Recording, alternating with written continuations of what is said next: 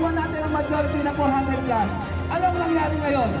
Nanalo tayo sa certification election, pumima sila. Ngayon, ang gagawin nila, retrenchment, imbis na harapin nila CBA, bilang tatanggal nila ng gagawa. Sasabihin nila, lugi. Lugi ba, di mo? Ano katibayan natin, hindi sila lugi?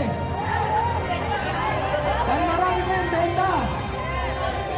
Sino ang may benta rito ng 50 units mataas?